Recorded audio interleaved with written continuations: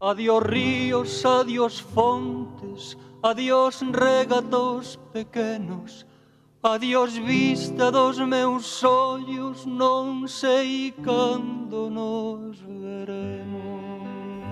Caminos de ida y vuelta.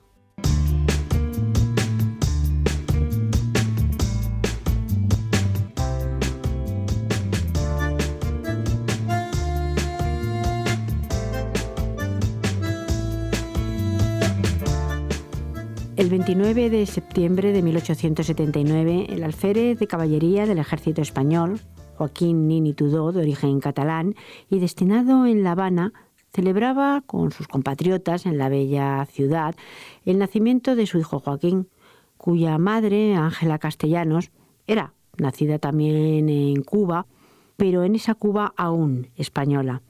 La familia regresa a Cataluña al año siguiente y el niño, Joaquín Nin, hijo, es bautizado en Santa María del Mar. Desde el principio, Joaquín tiene afición por la música, que desde luego prevalece a la tradición familiar, que era la de ser militar. Ya corre el año 1898, cuando se pierden las últimas colonias, y él ya se presenta como pianista en algunas salas de Barcelona.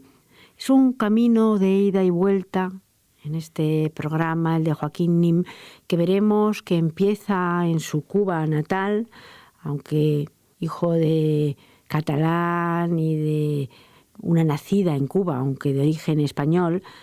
Este camino que va a pasar por muchas vicisitudes a lo largo de su vida, además en una vida muy especial y con un carácter muy especial.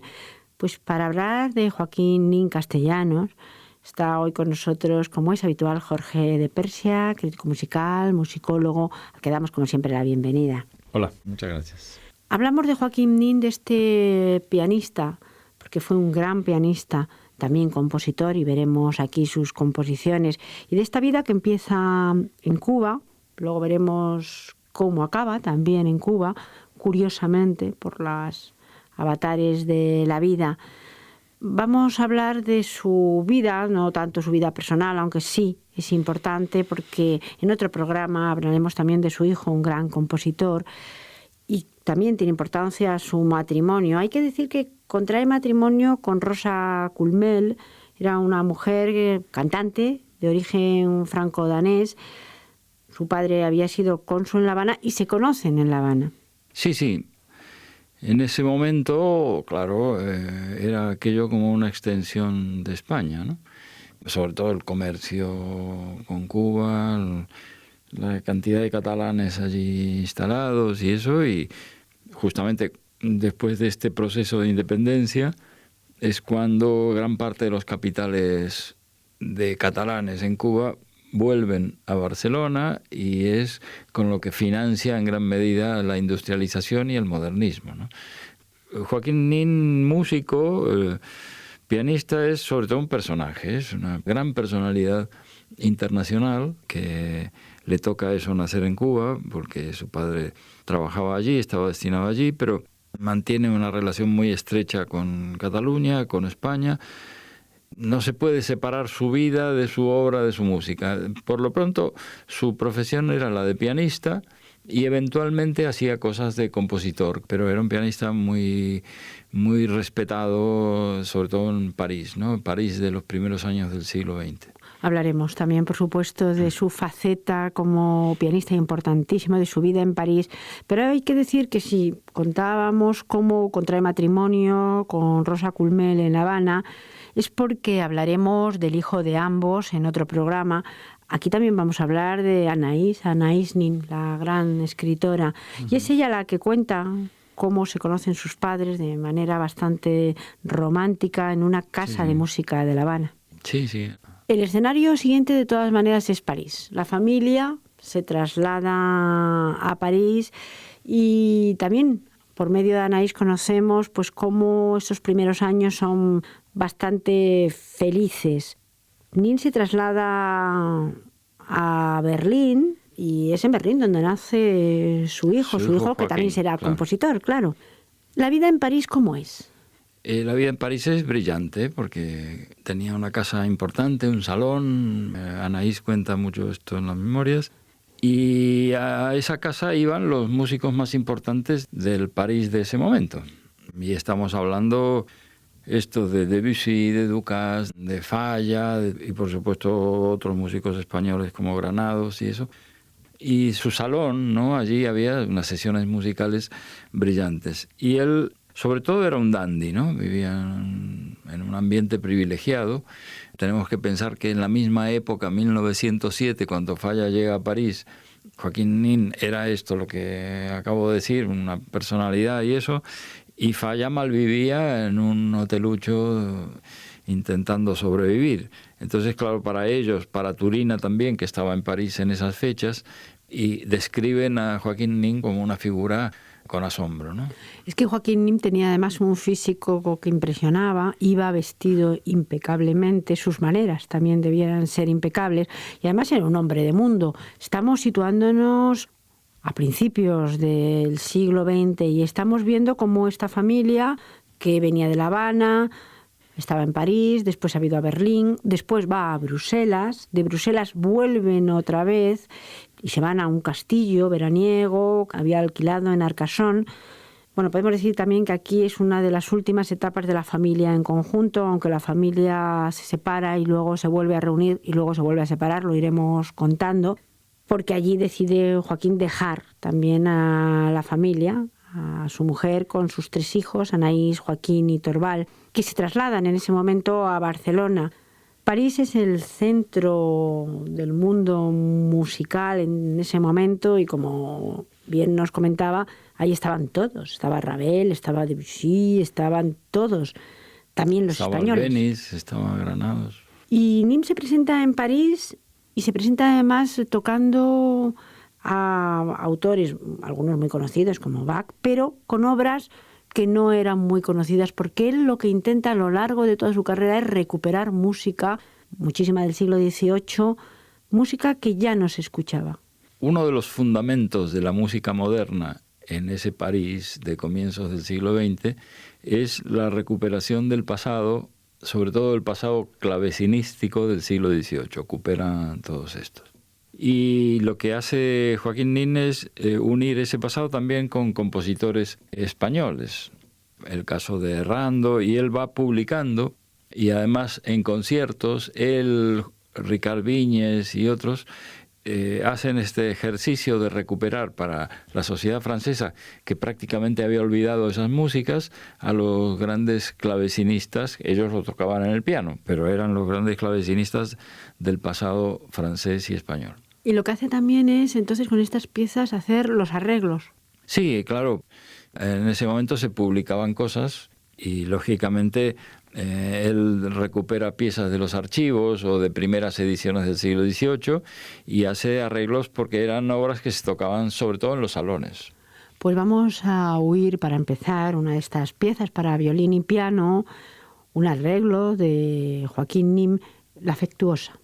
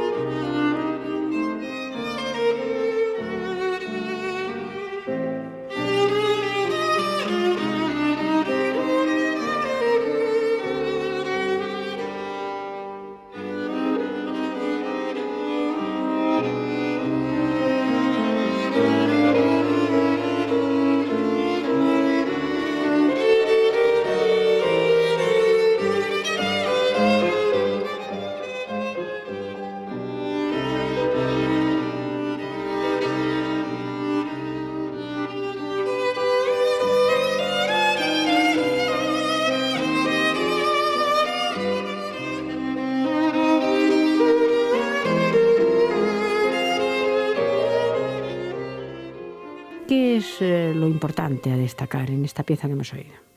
No, es una simple actualización de danzas de salón que publicaba. Errando era un famoso violinista del siglo XVIII y era un poco una adaptación que hace Joaquín Nin, ¿no? Pues vamos a escuchar otra adaptación también de un minué de la época.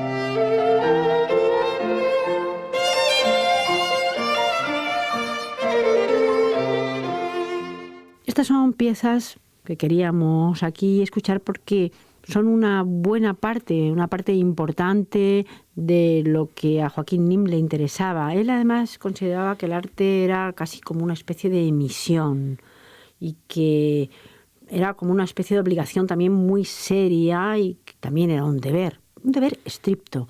Para él era casi, y esto ya es una apreciación mía, casi como una religión. Sí, él consideraba que en el arte había que ir hacia lo esencial y no hacia lo superficial, que era lo que él consideraba que hacían los virtuosos del momento, como habían sido Franz Liszt y todos estos grandes virtuosos del piano, que era a veces más variación, más parafernalia que esencia. Y él intentaba, con un espíritu, es cierto, casi religioso, encontrar un poco las esencias, ¿no? Como compositor no fue nada importante Joaquín Nin Castellanos, pero sí en esa búsqueda, sobre todo, tenemos que situar este momento en un momento importante de la valoración de la tradición popular.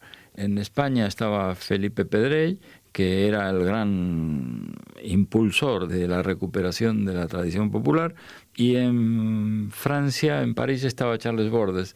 Bordes y Vincent Dandy, que era un excelente músico, compositor, fundaron la Schola Cantorum, y Nin tenía mucha relación con la Schola Cantorum, que fue una institución que albergó a muchos músicos españoles. Vamos a empezar a escuchar de su suite española para violín y piano, Vieja Castilla.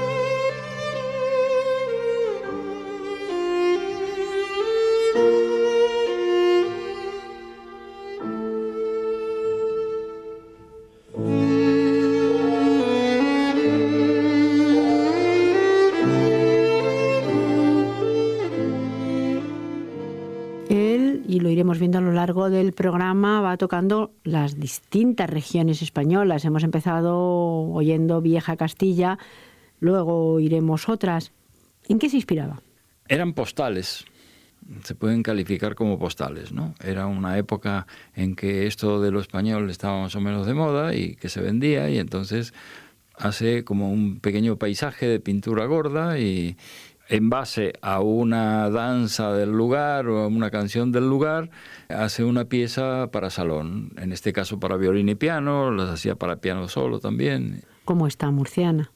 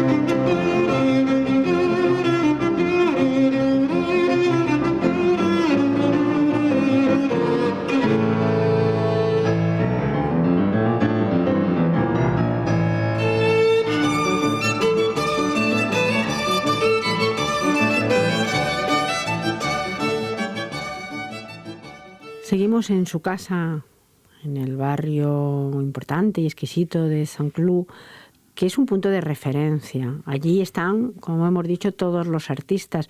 Su hija Anaí recuerda que había muchísima música, cuartetos, quintetos, canciones, y que su padre tocaba con Pau Casals, porque era también amigo de Pau Casals. Sí. Era el gran momento de los intérpretes españoles en París. No olvidemos que Ricardo Viñes le estrenaba las piezas a Debussy y a Ravel y a Satie y a Albéniz y a Falla y era el pianista, digamos, de las novedades.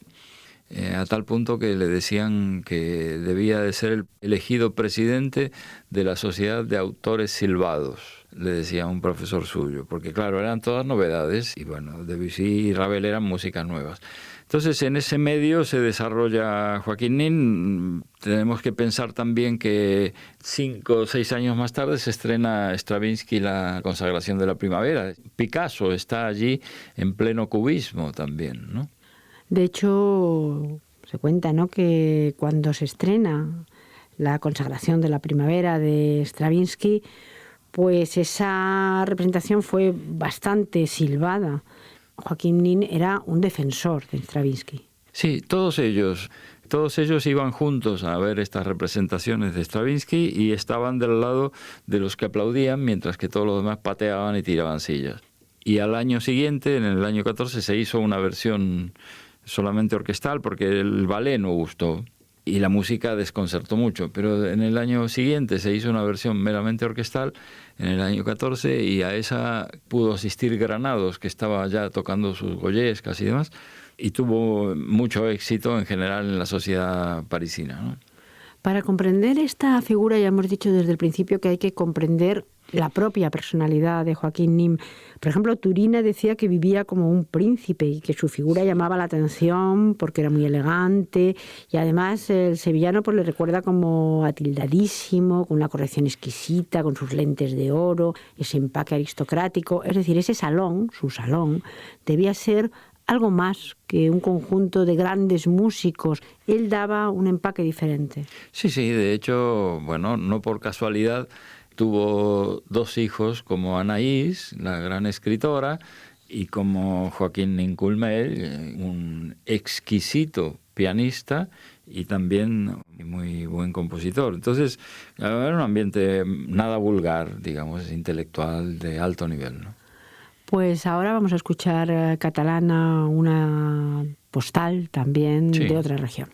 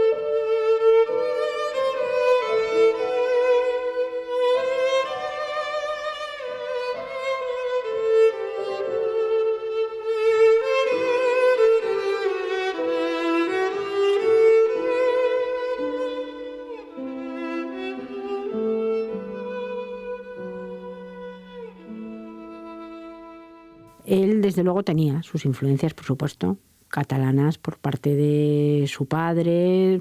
De hecho, también su familia se había trasladado a Barcelona en épocas. Y en este momento también de su vida, después de esta vida tan fructuosa en el sentido de conocer a tantísima gente, llega la Guerra Civil Española y, sobre todo, después de acabar la Guerra Civil Española, la Segunda Guerra Mundial. Y él decide volver a sus inicios. Sí, porque le ofrecen crear un conservatorio nacional en Cuba y demás, le habían ofrecido muchas cosas. Ya para entonces habían ido a Cuba, de eso también tendremos que hablar, ¿no? Julián Orbón y varios músicos españoles.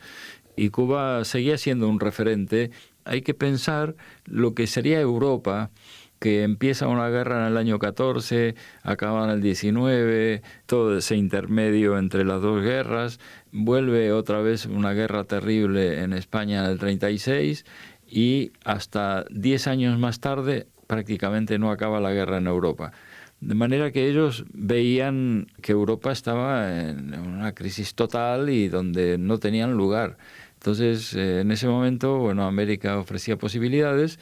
Falla en la misma época, también en el año 39 se marchó a Argentina y Joaquín Nin optó por sus orígenes en Cuba. Vamos a escuchar ahora Andaluza.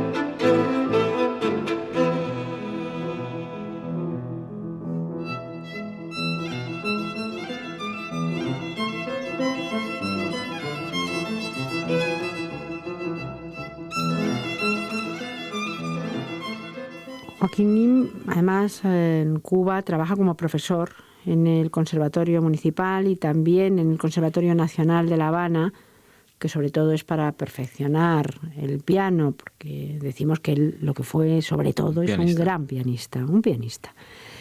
También escribía, ¿no?, artículos en la Revista Musical Catalana y en otras, y él siempre lo que quiso es que no se olvidaran algunos aspectos de la música que se habían olvidado y de los músicos. Sí, él era corresponsal en París de la Revista Musical Catalana y escribió muchísimos artículos sobre la vida musical parisina y además escribió 2 libritos pequeños donde hace un ejercicio de su compromiso artístico con la música, ¿no? Son libros casi de catecismos, donde él muestra la fe en una de las estéticas que él defendía, que era justamente esta de las esencias. Y dice una cosa en el año 1941 que me llama la atención. Dice, los que gozamos de vida no pensamos en lo solo que se quedan los muertos, y está refiriéndose a músicos que han sido olvidados. Sí, claro. Pues vamos a acabar este programa dedicado a Joaquín Nin con Granadina. Muchas gracias. A ti.